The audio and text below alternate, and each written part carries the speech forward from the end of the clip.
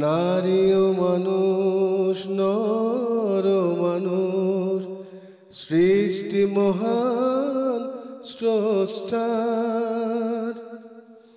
কর্মগুণে আমরা মানুষ, নেই তো কোনো অহংকার। প্রিয় দর্শক, আসসালামু আলাইকুম। এনটিভির নিয়মিত পাক্ষিক আয়োজন লাভেলো নিবেদিত মহিলাঙ্গন অনুষ্ঠান নিয়ে আপনাদের সাথে আমি আছি মহসিনা শারমিন নিশাত। সকলকে স্বাগত ও শুভেচ্ছা। প্রিয় দর্শক, অনুষ্ঠানের এ পর্যায়ে আপনাদের জন্য রয়েছে আলোকপ্রভা। নারী ও মানুষ, নর ও মানুষ। প্রিয় দর্শক, আলোকপ্রভায় আজকে আমাদের আলোচক হিসেবে উপস্থিত রয়েছেন প্রফেসর ডক্টর সালমা আইনি, শিক্ষক ও লেখক। আসসালামু আলাইকুম রহমতুল্লাহি ওয়া বারাকাতুহু। তো আপা, আমরা আজকে অনেক গুরুত্বপূর্ণ একটি বিষয় নিয়ে কথা বলবো, সেটি হচ্ছে আপা ক্ষমা প্রার্থনার গুরুত্ব। তো প্রথমেই জানতে চাইবো যে আপা, ইসলামে এই ক্ষমা প্রার্থনা করা, কারণ এই যে অনুধাবনটুকু, ক্ষমা প্রার্থনার যে অনুধাবন, এটি কিন্তু তৈরি হতে একটু সময় লাগে কিংবা অনেকের মাঝেই তৈরি হয় না। তো এই অনুধাবনটা আসলে আসা কতটুকু জরুরি বলে মনে করেন আপা? বিসমিল্লাহির রহমানির রহিম। সকল প্রশংসা আল্লাহ সুবহান আল্লাহু তাআলার, যিনি আমাদেরকে একসাথে হবার তৌফিক দান করেছেন এবং বিভিন্ন বিষয় নিয়ে কথা বলার জন্য তিনি আমাদেরকে মনোনীত করেছেন। ক্ষমা প্রার্থনা বা তওবা করা, আসলে এটি একটি অদ্ভুত গুণ, অদ্ভুত সুন্দর একটি ব্যাপার। ক্ষমা প্রার্থনা দুদিকে হতে পারে। এক হচ্ছে আল্লাহ সুবহানাহু ওয়া তাআলার কাছে ক্ষমা প্রার্থনা, আর দ্বিতীয়ত হচ্ছে আমরা যাদের সাথে ভুল করি, আমাদের আশেপাশে আমাদের সঙ্গী সাথীরা, সৃষ্টি জগতের অনেক কিছুর প্রতি আমরা কঠোর হই, আমরা সঠিক কাজ করি না, তাদের কাছে ক্ষমা প্রার্থনা করা। তো প্রথমত আল্লাহ সুবহানাহু ওয়া তাআলার প্রতি যেই বান্দা বা আমরা যখন ক্ষমা প্রার্থনা করি, তখন অটোমেটিক্যালি যদি এটা আমাদের অন্তর থেকে হয়ে থাকে, বুঝের সাথে হয়ে থাকে, অনুধাবনের সাথে হয়ে থাকে, তাহলে দেখা যাবে যে অন্যান্যদের কাছে ক্ষমা প্রার্থনা করার প্রয়োজনীয়তা কমে আসবে, কেননা আমরা ভুল কম করব। আর যদি বা ভুল করে ফেলি, তখন ক্ষমা প্রার্থনা করাটা একটি সহজ বিষয় এবং অভ্যেসে, সু অভ্যেসে পরিণত হয়ে যাবে। জি। তো এখন আল্লাহ সুবহানাহু ওয়া তাআলার একটি গুণবাচক নাম হচ্ছে গফুর এবং গফফার, যার অর্থ হচ্ছে তিনি মহা ক্ষমাশীল। তো তিনি মহা ক্ষমাশীল, এটি আমাদের জন্য একটি অত্যন্ত আনন্দময় বিষয়। আর আমরা যত অপরাধী করি না কেন, আমরা আসলে একটু চিন্তা করে দেখলে বুঝতে পারবো যে আমরা ঘুম থেকে উঠে পর থেকে এবং ঘুমোতে যাওয়ার আগ পর্যন্ত আমরা কিন্তু অজস্র ভুল ভ্রান্তি পাপ এর ভেতরেই ডুবে আছি।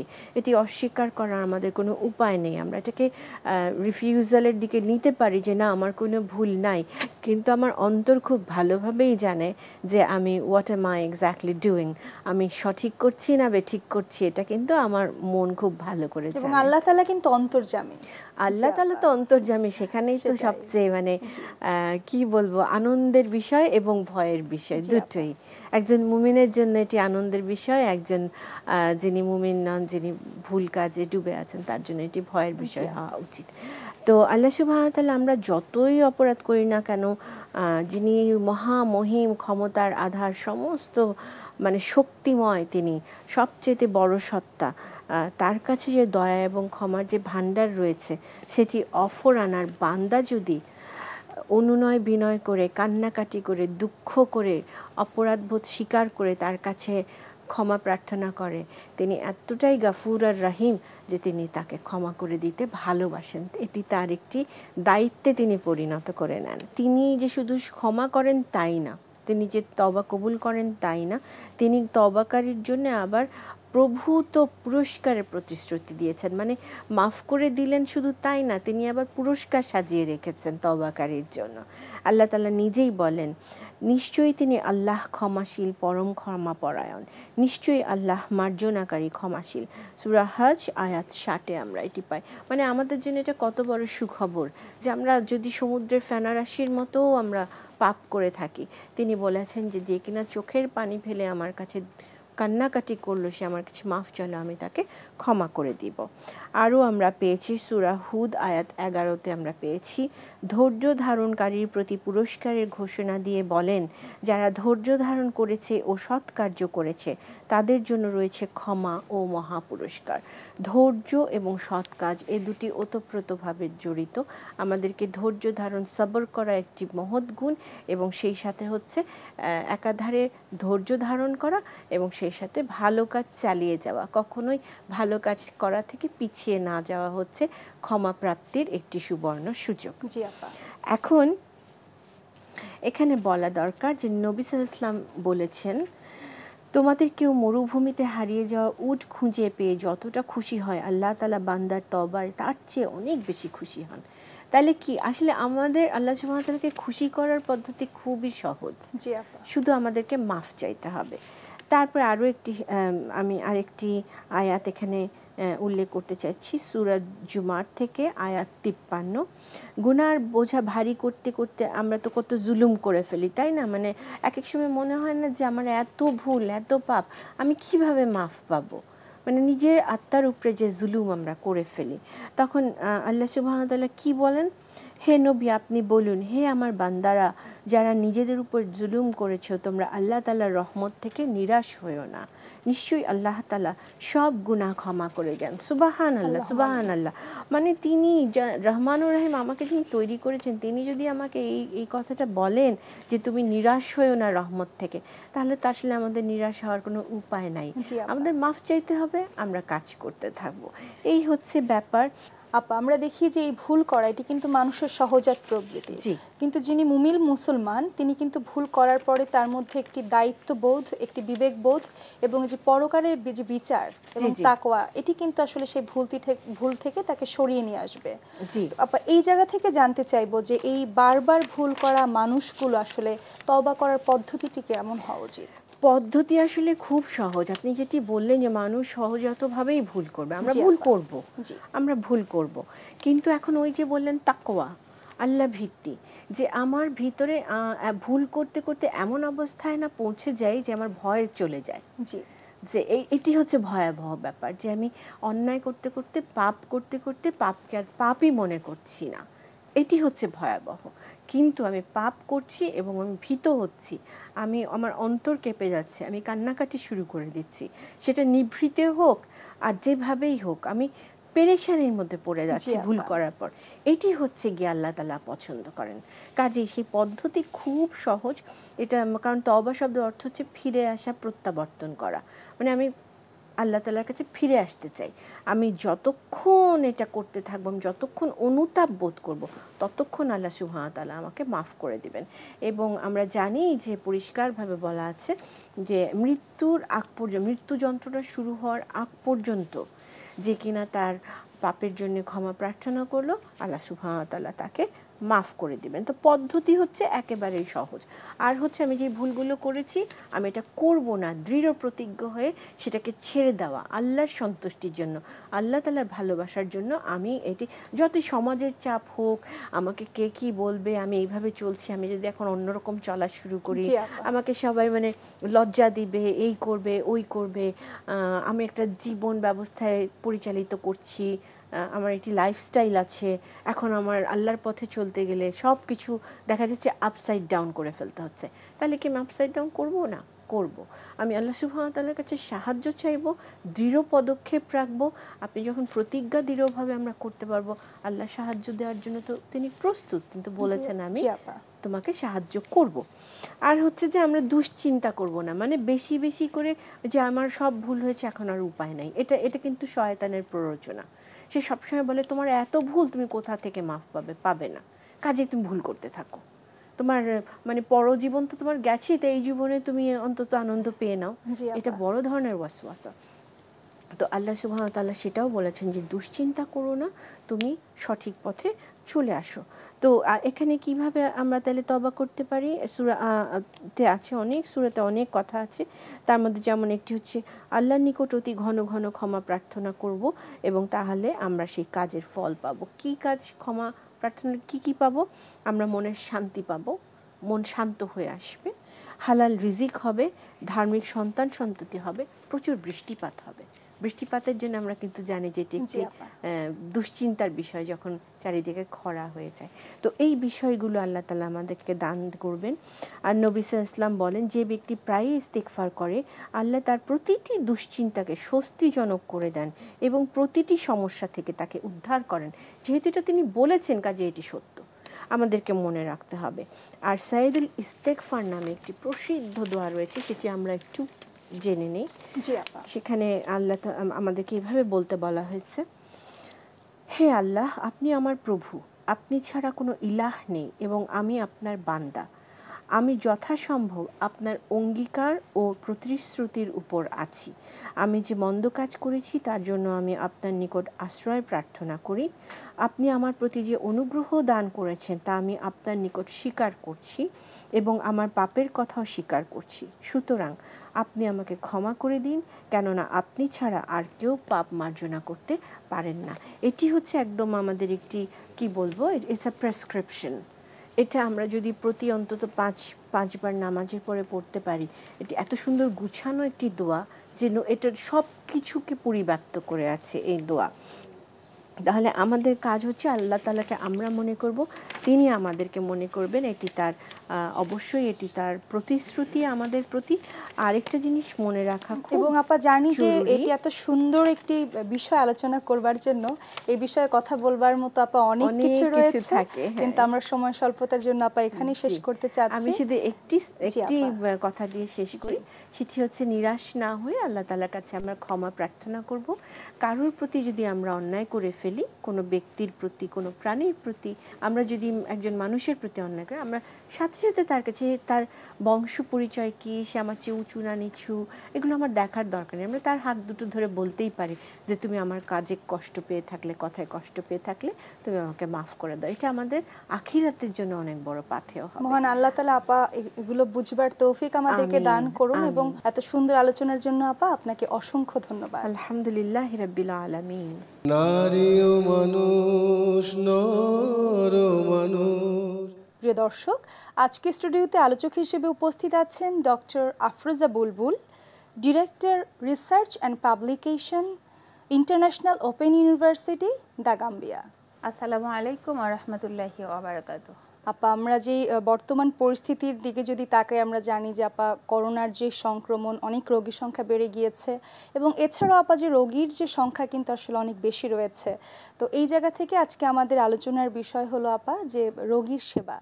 এবং প্রথমে আপা জানতে চাইবো যে এই রোগীর সেবা, এই বিষয়টিকে ইসলামিক দৃষ্টিকোণ থেকে আসলে কিভাবে দেখা হয়?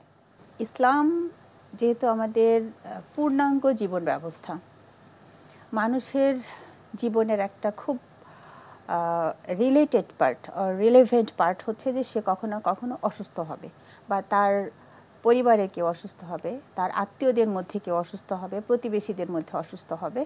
তো যে পর্যায়ে হোক না কেন, তার প্রতি মুসলিম হিসেবে, অ্যাজ এ হিউম্যান বিইং হিসেবে আমাদের অনেক দায়িত্ব কর্তব্য আছে। আমরা হিউম্যানিটেরিয়ান দিক থেকে যদি দেখি তাহলে দেখব যে অনেক রকমের প্র্যাকটিস আছে, কিন্তু এখানে যেহেতু আমরা ইসলামের দৃষ্টিকোণ থেকে বলছি, আমি এখান থেকে কিছু কোরআন এবং হাদিসের রেফারেন্স সহ শুরু করতে চাই। জি আপা। যেমন এটা হচ্ছে মানে মানুষের প্রতি আল্লাহর যে ইনস্ট্রাকশন যতগুলো আছে, সূরা নিসাতে আল্লাহ ভাবে বলেছেন যে তোমরা তোমাদের নিকট আত্মীয়, দূরবর্তী আত্মীয়, নিকট প্রতিবেশী এবং দূরের প্রতিবেশী প্রত্যেকের জন্য কিন্তু আমাদের কিছু করণীয় আছে। তার মধ্যে একটা হচ্ছে যে তাদেরকে খাবার দিতে হবে, তাদের দেখাশোনা করতে হবে, তারা অসুস্থ হলে তাদের খোঁজ খবর নিতে হবে এবং তাদের সাথে ভালো ব্যবহার করতে হবে। তো এই বিষয়গুলোর মধ্যে কিন্তু তাদের যে খোঁজ খবর নেওয়া, তাদের সাথে ভালো ব্যবহার এবং তারা অসুস্থ হলে তাদের সেবা করা, বিষয়টা চলে আসছে। আবার যদি হাদিস থেকে দেখি, কয়েকটা হাদিস আছে এরকমের, যে আবু মুসা আশআরি থেকে একটা হাদিস বর্ণিত আছে খুব ছোট, যেমন রাসূলুল্লাহ সাল্লাল্লাহু আলাইহি সাল্লাম বলেছেন যে তোমরা ক্ষুধার্তকে খাবার দিবে, তোমাদের মধ্যে কেউ যদি অসুস্থ হয় তাহলে তার পরিচর্যা করবে, আর কেউ যদি বন্দী অবস্থাতে থাকে তাকে মুক্ত করে দিবে। এটা বুখারী শরীফের একটা হাদিস। তো তো এরপরে আরও আছে যে রাসূলুল্লাহ সাল্লাল্লাহু আলাইহি সাল্লাম আবারও বলেছেন যে তোমাদের মধ্যে মুসলমানের উপরে আরেক মুসলমানের 6টা হক থাকে। তো সাহাবা কেরামগণ জিজ্ঞেস করলেন যে সেই 6টা হক কি কি? জি আপা। তো তখন উনি বললেন যে 1 নম্বর হক হচ্ছে একজন মুসলিম আরেকজন মুসলিমকে দেখলে তাকে সালাম দিবে, এটা হচ্ছে 1 নম্বর। 2 নম্বর হক হচ্ছে কোনো মুসলিম যদি কোনো মুসলিম ভাই বা বোনকে দাওয়াত দেয় তাহলে সে দাওয়াতকে সে কবুল করবে। 3 নম্বর বলা হচ্ছে কেউ যদি কারোর কাছ থেকে উপদেশ চায় তাহলে তাকে উপদেশ দেয়া, তার নিজের যে আকল আছে, যে জ্ঞান আছে, এটার ম্যাক্সিমাম ইউটিলাইজ করে একটা অনেস্ট উপদেশ দেয়া, এটাও আরেকটা দায়িত্ব। এরপর এটা হচ্ছে যে কেউ যদি আলহামদুলিল্লাহ বলে, মানে হাজি করার পর আলহামদুলিল্লাহ বলে, তাহলে তার উত্তরে যেন আমরা অবশ্যই ইয়ারহামুকুমুল্লাহ বা ইয়ারহামুকিল্লাহ এটা বলি। পরেরটা হচ্ছে যে কেউ যদি অসুস্থ হয়, কেউ যদি রোগগ্রস্ত হয়, তাহলে তাকে যেন আমরা সেবা করি। এবং আমাদের মধ্যে কেউ যদি মারা যায় তাহলে তার দাফন এবং তার শেষ যেটা কাফন, জানাজা এবং দাফন, এটাতে যেন একজন মুসলিম পার্টিসিপেট করে। এই 6টা হক আছে একজন মুসলমান ভাইয়ের প্রতি আর একজন মুসলমান ভাইয়ের। এখানে ভাই বলতে শুধু মেলদেরকে বোঝাচ্ছে না, মেল ফিমেল সবাই। আপা এই প্রসঙ্গে একটু জানতে চাই যে আপা যেহেতু রোগীর সেবার কথা এসছে, তো সবাই তো আসলে কাছে থেকে সেবা করতে পারে না। তো একজন যদি রোগী দেখতে যায়, একজন মুসলিম আরেকজন প্রতিবেশীকে কিংবা আত্মীয়কে যদি দেখতে যান, এই দেখতে যাওয়াটা আসলে রোগীর সেবার মধ্যে পড়ে কিনা, কিংবা ইসলাম এটিকে কিভাবে দেখছে? এখানে মুসলিম শরীফের আরেকটা হাদিস আছে যে রাসূলুল্লাহ সাল্লাল্লাহু আলাইহি সাল্লাম বলেছেন, এভাবে বিষয়টা আসছে যে হাসরের ময়দানে আল্লাহ কোন এক জনৈক ব্যক্তিকে ডেকে জিজ্ঞেস করবে যে হে আদম সন্তান, আমি অমুক সময় অসুস্থ ছিলাম কিন্তু তুমি আমাকে দেখতে যাও নাই, আমার পরিচর্যা করো নাই। তো তখন এই আদম সন্তান অবাক হয়ে জিজ্ঞেস করবে, জি আল্লাহ, তুমি অসুস্থ হয়েছো অথচ আমি তোমার সেবা করি নাই, এটা কিভাবে হতে পারে যেখানে তুমি সবার প্রতিপালক? জি। তখন আল্লাহ বলবেন যে দেখো, তোমার অমুক ভাই অসুস্থ ছিল কিন্তু তুমি তাকে দেখতে যাও নাই, তুমি তার সেবা করো নাই, এবং তুমি জানো যে তুমি যদি তাকে দেখতে যেতে তাহলে সেখানে তুমি আমাকে পেতে। তো এটার মধ্যে আসছে যে কেউ যদি অসুস্থ হয়, রোগগ্রস্ত হয়, তাকে তো সেবা করতে হবে, তাকে যে দেখতে যেতে হবে, এই ইনস্ট্রাকশনে কিন্তু ইসলাম দেয়, আমাদেরকে মোটিভেট করে। এবং এটা দেখতে গেলে আল্লাহ এতটা খুশি হন এই বান্দার প্রতি। এবং আরেকটা হাদিসে আসছে যে কোনো মুসলমান ভাই বা বোন যদি অন্য কোনো মুসলমান ভাই বোন যখন সে অসুস্থ থাকে তাকে দেখতে যায়, সাথে সাথে আল্লাহ যিনি দেখতে যাচ্ছেন তার জন্য 70,000 রহমতের ফেরেশতা অ্যাপয়েন্টেড করে দেন, এবং সকাল থেকে বিকাল পর্যন্ত এবং দোয়া করতে থাকেন। যতক্ষণ না দিনের যেই অংশে উনি রোগীকে দেখতে যাবেন ওই অংশ থেকে শুরু করে দিনটা শেষ হওয়া পর্যন্ত এই ফেরেশতারা তার জন্য দোয়া করতে থাকে।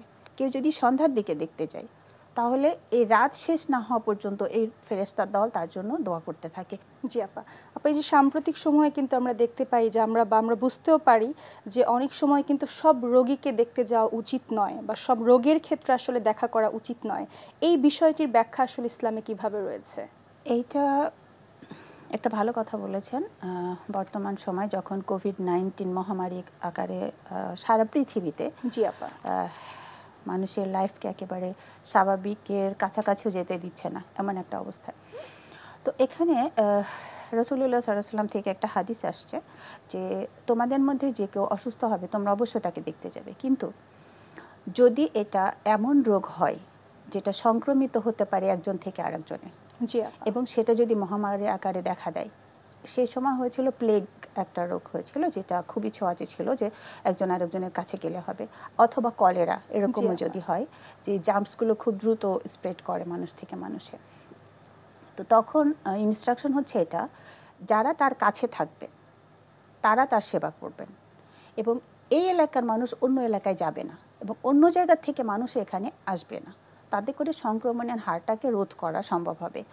দেখতে যাওয়ার বিষয় যেটা, রোগী পরিচর্যা করার বিষয়, তার নিকটাত্মীয় বা কাছে যারা আছে, তখন যারা আছে তাদের দায়িত্ব হচ্ছে এখানে যারা অসুস্থ হয়েছে তাদেরকে টেক কেয়ার করা।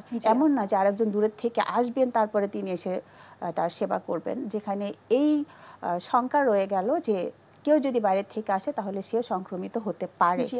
এই অবস্থায় তো ইসলাম কখনো মানুষকে বিপদের মধ্যে ফেলে দিতে চায় না। যত কঠিন বা কঠোর নিয়ম কানুন আছে সেখানে আবার কিছু ফ্লেক্সিবিলিটি রাখা আছে। যেমন কেউ যদি অজু করতে না পারে তো তায়াম্মুম করে নামাজ পড়বে, কিন্তু নামাজকে বাদ দেওয়া হয় না। জি আপা। দাঁড়ায় নামাজ পড়তে না পারলে বসে পড়বে, না পারলে শুয়ে, না হলে ইশারায়, বাট পড়তে হবে। তো অপশন দেওয়া আছে। রোগী দেখার বিষয়টা হচ্ছে এরকমের মধ্যে একটা, যদিও নিকট আত্মীয়দের হক বেশি, তাদের দায়িত্ব বেশি রোগীকে সেবা করা, নিকট প্রতিবেশী যারা আছে তাদের হক বেশি, এরকম সত্ত্বেও যদি সিচুয়েশন এরকম হয় যেখানে আমার আপন কেউ নাই, অন্য কেউ আছে, এবং যেখানে আসলে অন্যরা, আমার নিকট আত্মীয়রা আসলে সেখানে অ্যাফেক্টেড হতে পারে, এই পরিস্থিতিতে যারা আমার কাছে আছেন তাদের উচিত হচ্ছে এই রোগীকে দেখাশোনা করা। এবং একজন মুসলিম হিসেবে তখন তাদের দায়িত্ব হচ্ছে এই রোগীর সেবা শুশ্রূষা করা। রোগী তো যে কেউ হতে পারে। জি আপা। তো মা বাবা রোগী হতে পারে, আমি নিজেও রোগী হতে পারি। নিজের রোগী হওয়ার পরে কিন্তু আমার নিজের উপরে নিজের একটা হক আছে। জি আপা। আমি নিজেকে অসুস্থ করে ফেলতে পারি না জেনে বুঝে, এটা একটা বিষয়। আর একটা হচ্ছে ফ্যামিলিতে আমাদের যারা রোগীরা আছেন এদের তো আমরা সবসময় পরিচর্যা করতে বাধ্য, এটা আমাদের দায়িত্ব।